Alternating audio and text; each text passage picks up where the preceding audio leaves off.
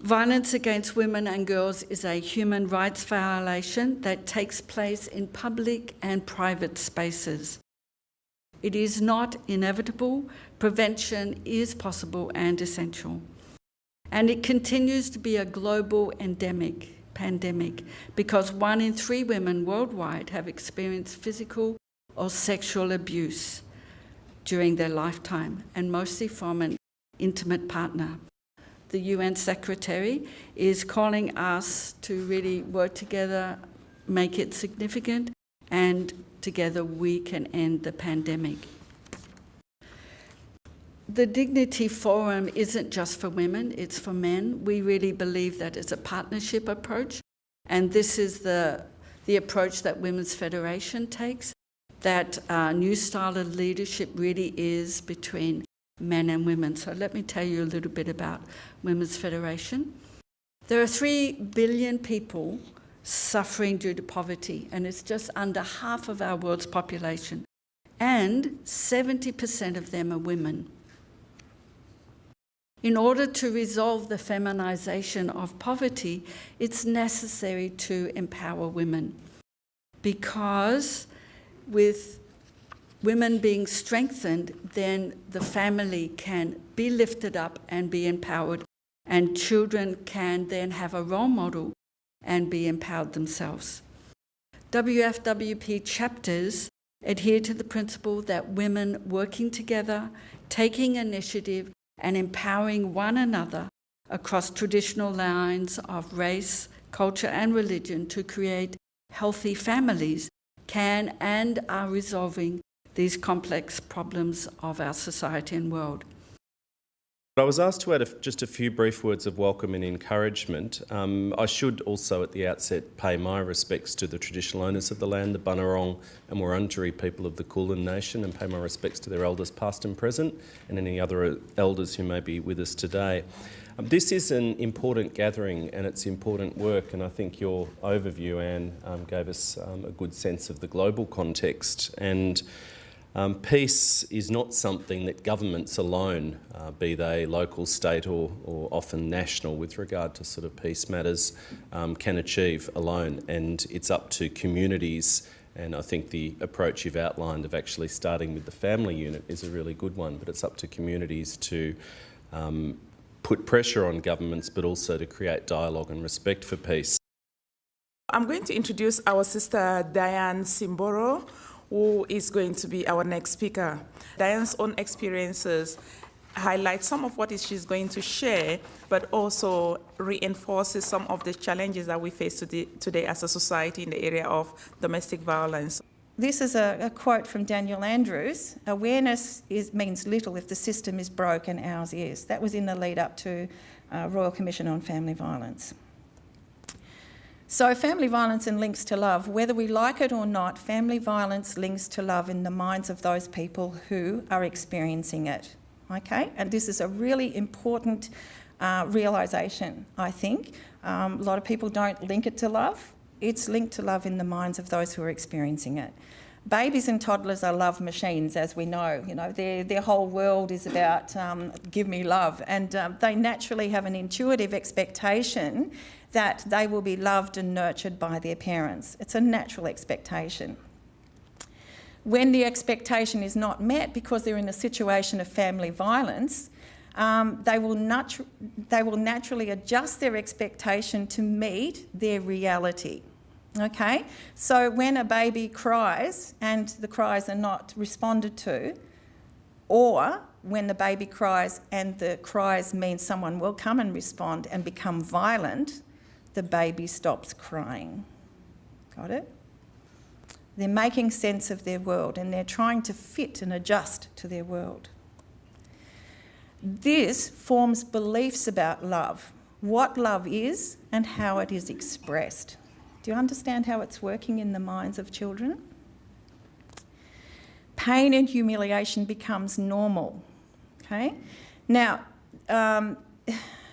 we have a good side in our brain and a bad side in our brain. The good things in the brain, you know, like if we hit all of these markers, they're good things in a relationship. And pain and humiliation is on the bad side. But in family violence, pain and humiliation jumps over to the good side. And you obviously have heard this before. So it's scientifically proven. Pain and humiliation jumps onto the good side. So then it becomes acceptable as part of the love process and expression. Isn't that sad?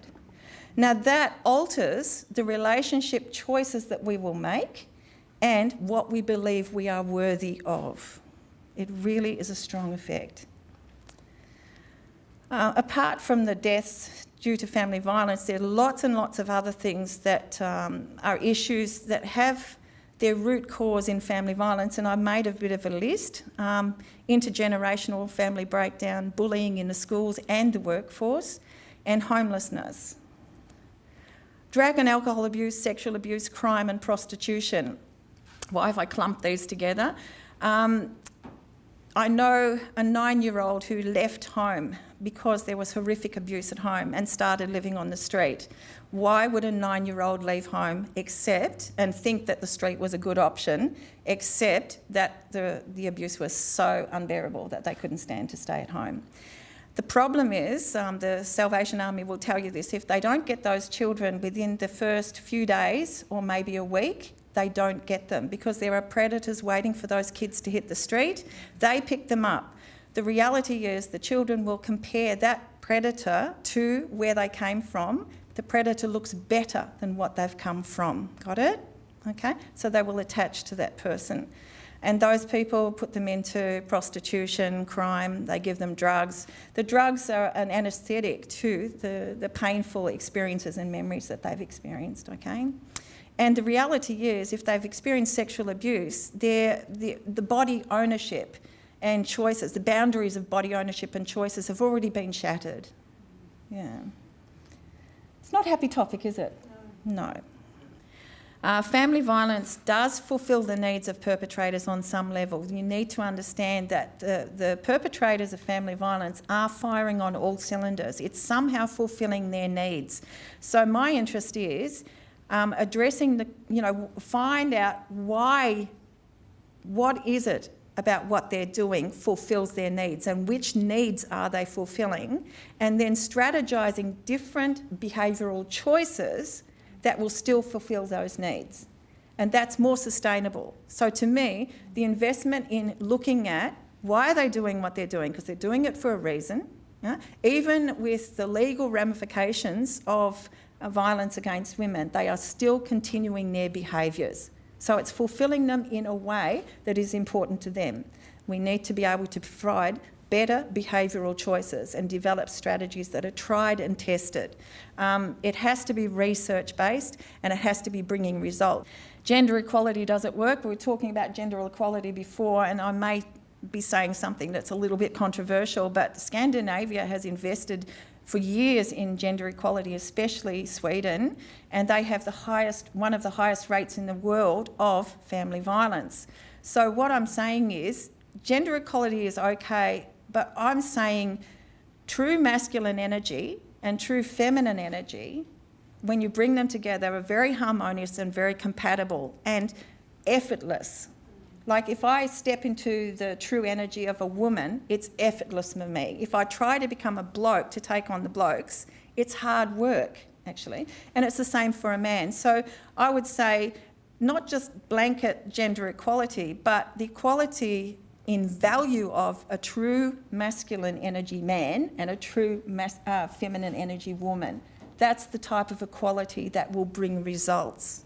I promote a holistic approach, a holistic and collaborative approach, making a difference. Holistic approach means we look at a whole family, not just individuals. We look at the man, woman and children. I'm not saying keep the family together if there's family violence. I say split the family apart so that you can work together with people and that they don't have to be in a violent situation. In a violent situation, your capacity to develop and grow shuts down. So split for a period of time, help put into place a system whereby, a proven system whereby both partners can be helped to grow and develop apart from one another. And if it's possible, one day the family may reunite.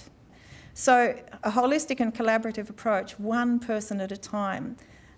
We are many in the world, but if we focus on one person at a time, making a difference on that level, we plant seeds for change. And that one person, we may walk away from that one person, but they will affect someone else, and they will affect someone else. So all we need to do is focus on one person at a time. Given that I represent a women's group, I will be talking about retaining dignity for Muslim women in the current climate. I could provide you with a history lesson on how our Prophet, Muhammad, may peace be upon him, restored dignity to girls and women over 1400 years ago. I could talk to you about how he put a stop to the pagan Arabs burying their baby girls alive, about how he made it compulsory for every Muslim, male and female, to acquire knowledge from the cradle to the grave, about the lessons he gave from the Quran on the equality of men and women, about the many rights he gave to women so that they had a say as to who they were going to wed, a right to divorce, a right to inheritance and property, and a right to work if she so wished. But I won't. As I know that many of you are interested in what's happening today in Australia. So for those of you who have attended events organised by the United Muslim Sisters of Latrobe Valley would have seen that even in Gippsland, the Muslim community come from different countries and have different ethnic backgrounds. That they practice Islam, but the culture of each family has been intertwined or influenced by the traditions of the countries that they originated from. And the committee of the women's group represents that kind of diversity that we have. Getting my opinion as a South African Indian Muslim on an issue may be quite different to the opinion that you will get from a Muslim woman from Bangladesh or from Afghanistan, not only because of our cultural differences, but also due to different life experiences and not forgetting generational differences.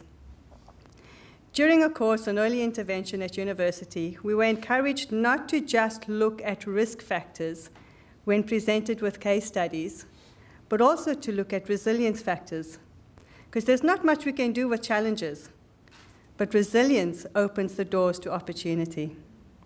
Former President of the United States of America, Jimmy Carter, has said that misinterpretation of Holy Scriptures and resorting to violence are the two basic causes of abuse of women and girls.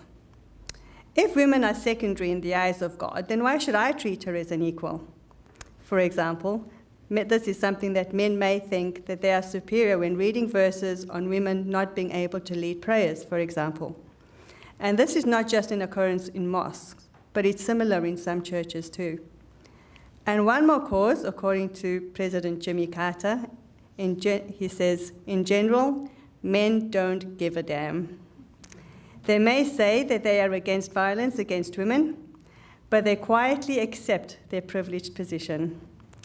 It is the majority of men who run universities and religious institutions, and it is up to women who have the freedom of speech to speak up. We often hear in the media about Muslim women being in oppressive relationships and Muslim women being exposed to domestic violence. Welfare dependency and crime have recently been described as Muslim problems. If there are any service providers present here today wanting to help restore dignity to Muslim men and women in these situations, my advice to you is to treat these situations as social problems, not Muslim ones. As ill treatment of spouses and fellow human beings have no place in our teachings. I believe that it's important for all women, not just Muslim women, to be able to identify abusive behaviors and to have the assertiveness to negotiate with a partner and make clear what she is prepared not to accept, and to have the necessary training so that she can be financially independent regardless of the outcome of her marriage. Don't let challenges settle in your hearts, but keep them in front of you so you can deal with them. And I love the analogy of Nahla, the palm tree, mentioned in the Quran. No matter how much things bend you, bounce back and stay strong from the inside. Thank you. Many of those people come to this beautiful city has suffered from conflict, violence, displacement. In 2015, 3,089 asylum seekers seeking this place to call home to live here in Dandenong, making it 30% of all asylum seekers in Victoria coming to Dandenong, making this their place. 2,000 migrants, and that we do know, a year will be arriving in Dandenong, and 1 in 4 are refugees background. So our city Greater Dandenong definitely represent the multicultural, the Australia of tomorrow. And what have we done as a city? What have we put in place to ensure these people feel safe and welcome? The City of Greater Dandenong in 2014 put a statement out saying we are a welcome refugee zone. And how do we do that? What's our vision? It's about people first. Welcoming people, being inclusive. It's about place, making sure this place is safe, has housing, and it's a place that we all can call it home. Opportunity. It's about a place where we can provide opportunity for those who come to this country and call it their home. It's a place where we can work together and build community and help organisations such as Wellspring to continue to provide program for people who settle here. I opened the sliding door and I said, you see the ladies over there? They look different. The African, the Indian, the Afghan ladies, they're like you and I. How about if we thread together, because they were out there threading, knitting. Guess what, guys? It works. We open that sliding door today, that's the way they're learning English. We come together, we sew together, we learn new stitches together, and we've developed to respect each other. So Wellspring, yes, it's about women and serving women to empower women. When you empower that woman, you're empowering her partner, her family, and yes, the whole community benefits. If there's one thing I can do today, I would really love to make everyone think a little bit differently. Next time you walk past somebody with a cardboard sign in front of them, with a hat upside down, I would really love to make you think a little differently. So it's the hardest thing to do, to make people think differently, but I think I can do it. I think I can. So, here we go. Every night, there are over 100,000 people experiencing homelessness in Australia. Over 22,000 of those are in Victoria. And one of the main questions people always ask me is, how did they get there? What in the world happened in this person's life to get them living on the street? What happened? So let's start by clarifying that. Not one person wakes up in the morning and says, I want to be addicted to drugs. Not one person wakes up in the morning and says, I don't really like this comfortable bed. That cardboard looks really, really nice. No one wakes up and says that. It's not something we want. No one wants to be homeless. So let's start there. So my experience in conversing with my friends who are experiencing homelessness is this. An average day of the life of someone on the street starts like this. You wake up after a very cold night to an even colder morning. You're in the same clothes you've been in for about 5 days because it's really all you have. You rush to wake up before the shop front opens that you've been sleeping in front of. You roll up your sleeping bag, pack up your tiny backpack, and find somewhere to hide it for the day. First challenge, where am I going to get a warm breakfast? A hot coffee? Maybe the Salvos, maybe the community centre at Oslam House.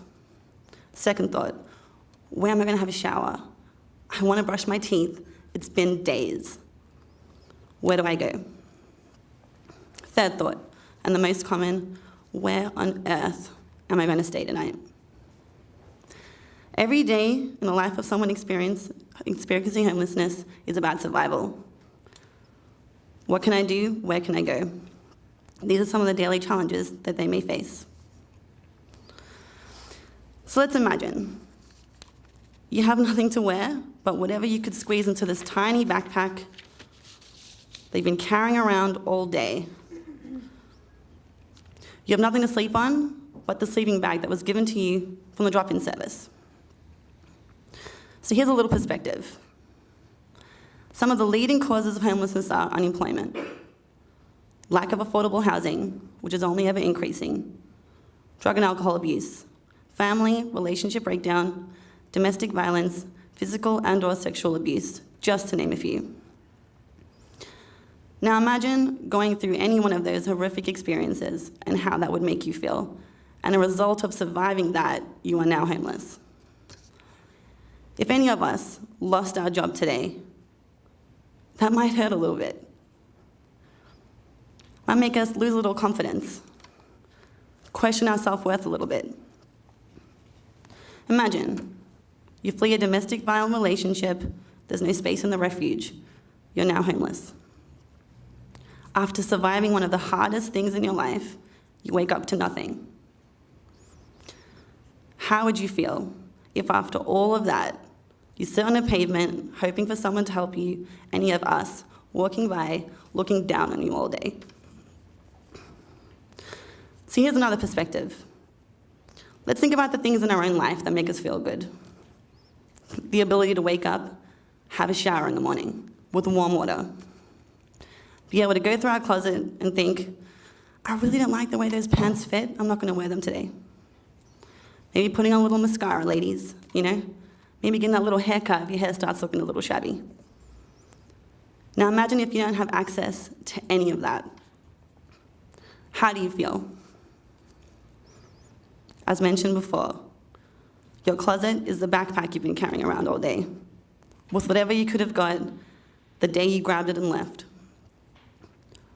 No bed, just a sleeping bag you got from the awesome lady at the drop-in center. You have a phone and nowhere to charge it, so don't even worry about social media. Facebook isn't existent. So in 2001, the University of Illinois conducted a study on understanding the dignity in the lives of someone experiencing homelessness. They interviewed 24 men and women who were experiencing homelessness at the time and spoke about specific environments and events that validate or invalidate dignity. Some of these findings were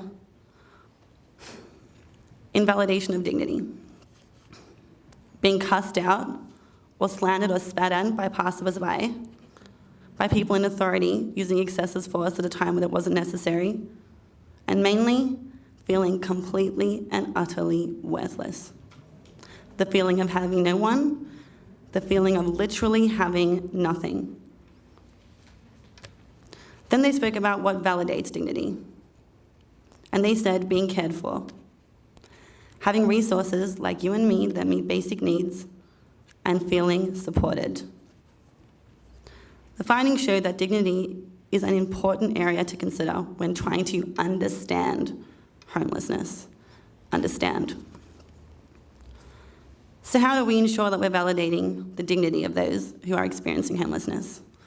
Well, my sister and I were handing out donations to people we'd meet in the city of Melbourne, blankets, clothing in different sizes of anything we could find.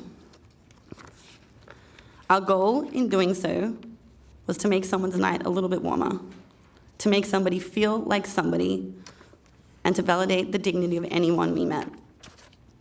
We'd fill my boot up with boxes of clothing donated by lovely people like you and me, and we'd walk around. We'd walk around and find people who were sleeping rough. One night, I'm handing out blankets and jumpers with Monique, and I pass a young girl, 19, and I had one jumper left. It was like a tweed jumper, like Bill Cosby would wear, you know. And I said, "Here, love, I know it's cold." She said, "Don't you have anything cooler?" I like cool stuff. And I thought to myself, of course you do.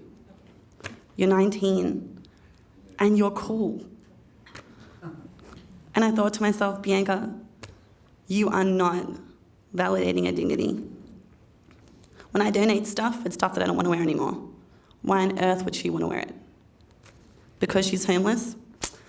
Wrong answer. Being homeless does not mean you lose your sense of style, that you prefer pants to fit the right way. It doesn't mean any of that. So we started doing things a little differently. We would ask, what size are you, first of all? What do you like? I'm not going to give you the pink jumper with the flowers on it if you aren't about it. And that's what we did. We started making people feel like people. So today, please leave with a little reflection on how we think and how we treat others who are experiencing homelessness. There isn't a person we would not love if we didn't know their story. Imagine that, walking around with a giant poster of your life on it, the good, the bad, and the ugly. I doubt we would walk past someone and look down. I doubt it. And that's perspective. So if I planted the seed, keep watering it a little bit. And if someone asks you next time, hey man, that guy, like, why doesn't he just get a job? Maybe spark a conversation around maybe what led him there. What happened in his life? Is he okay? Does he need help? That's perspective. Thanks. An essence of a little baby is profound worth. Yeah. Just like the sky is blue.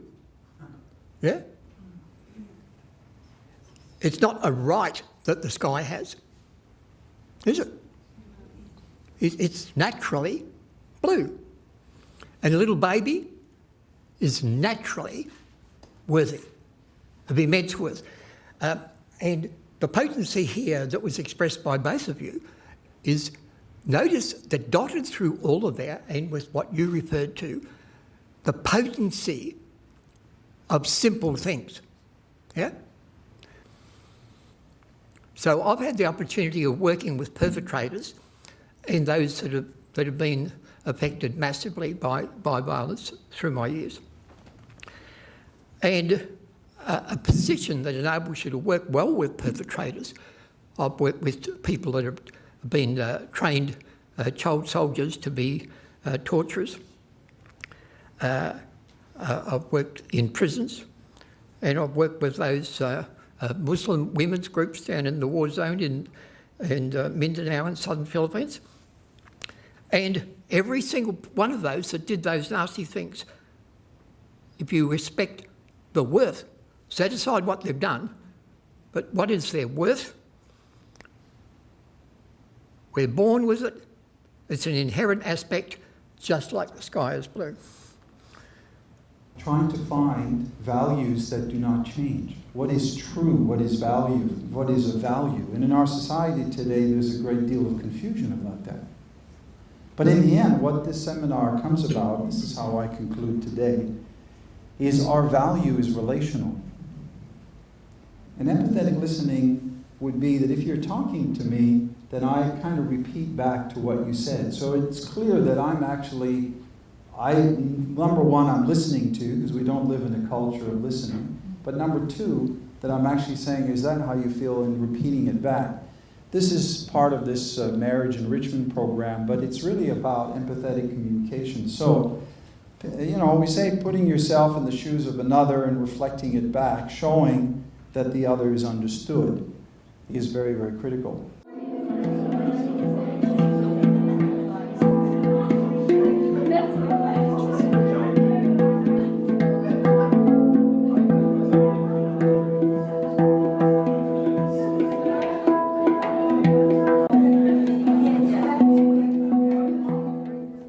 In a world of confusion and violence, to understand that my value is in relation to other people is profound.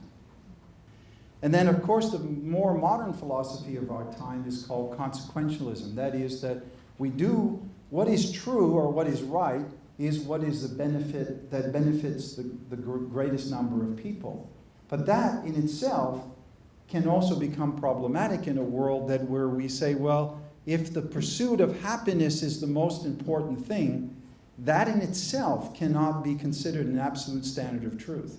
Because it means that if I pursue happiness at your expense, there's a problem. Love is the central value of life. That the central value of life is relational. Just try to think about that, because we all want to find a center of value and something that we can believe in this world. For a man, the source of values and truth is a woman. Now, you may consider that philosophical, but it is not. Because my love for my wife and my fidelity and my behavior to my wife, to be quite honest, for me is the highest standard of value. That cannot change. If I violate her heart, we have a problem, right?